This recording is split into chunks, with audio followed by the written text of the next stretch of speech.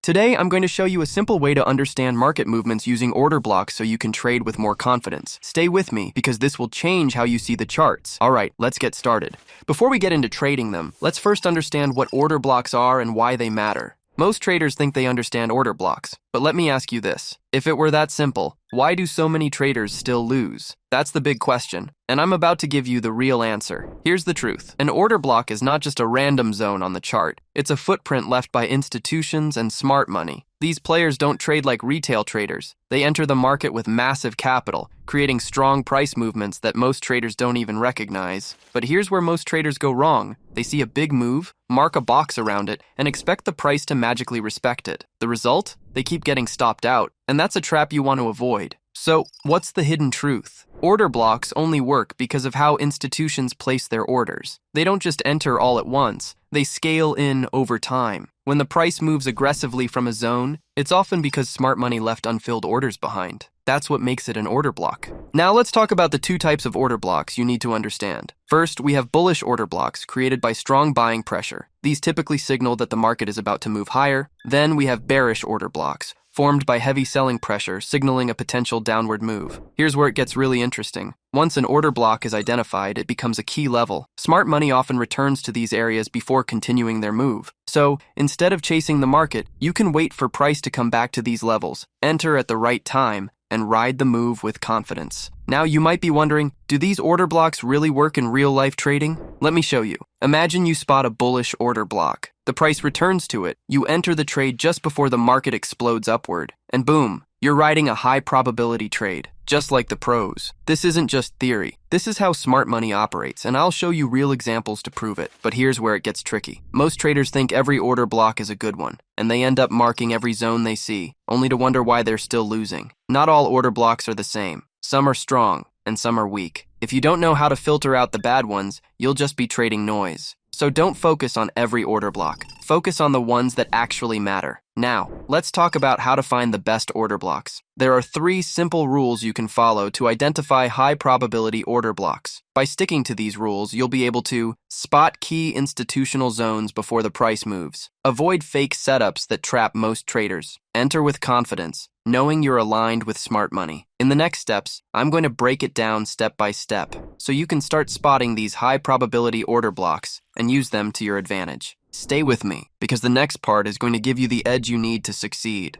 Let's start with the first rule. What if I told you the market isn't as random as it seems? Spotting inefficiencies is the first step to understanding smart money moves. Most traders think price movements are random, but here's the secret. Smart money leaves behind clues that can show you exactly where price might return. Imagine having the ability to spot these clues and use them to your advantage to make better trades. In the next steps, we'll dive deep into how smart money operates and how you can read the signs they leave behind. Stay tuned, because this could change the way you trade forever. Alright, let's break it down step by step. When you're looking at your charts, take a moment to spot those sharp, aggressive price moves, those quick jumps up or down with little to no wicks. These aren't just random price swings, they're the footprints of smart money at work. These moves reveal inefficiencies in the market, times when institutions push the price too fast, creating a gap. Here's the golden rule. The market often returns to fill these gaps before continuing in its original direction. That's why these inefficiencies are key to watch. They can show us where price might come back to. Now here's where a lot of traders get it wrong.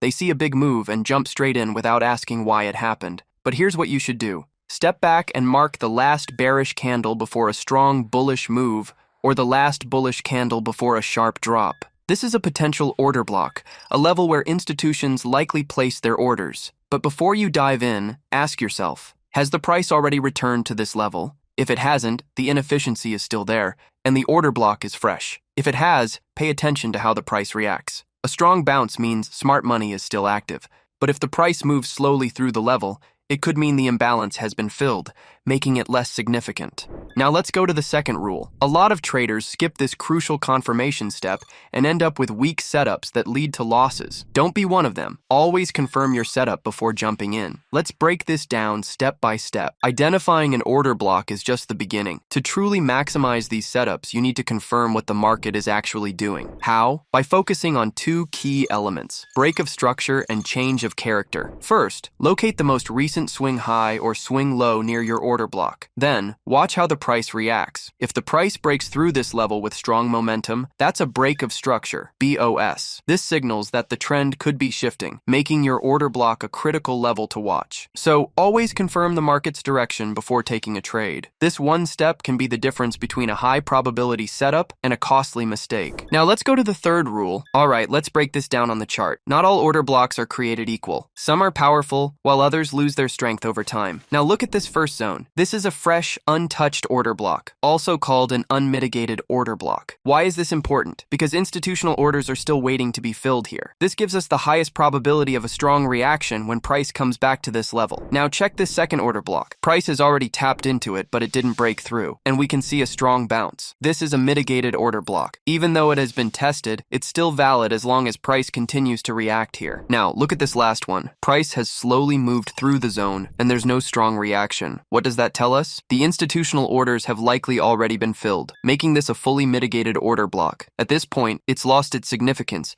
and we wouldn't expect price to respect it anymore. So, what's the key takeaway? Always prioritize fresh, unmitigated order blocks. These zones give you the clearest opportunity to trade alongside institutional orders and catch the best setups. Let's sharpen your strategy with a powerful bonus tip, combining order blocks with discount and premium zones for next level precision. Alright, let's break this down on the chart. First, we need to mark our range. We do this by identifying the most recent swing high and swing low. This helps us see where price is considered expensive, in the premium zone, and where it's cheap, in the discount zone. Now, let's apply the Fibonacci tool. In an uptrend, we draw it from swing low to swing high. In a downtrend, we draw it from swing high to swing low. The 50% level marks equilibrium. Everything below this is the discount zone, where buyers are more active, and everything above is the premium zone, where sellers take control. Now let's look at how this applies to order blocks. If we're trading a bullish order block, we wait for price to pull back into the discount zone, where smart money accumulates before pushing price higher. Here, we look for confirmations like rejection wicks, bullish engulfing candles,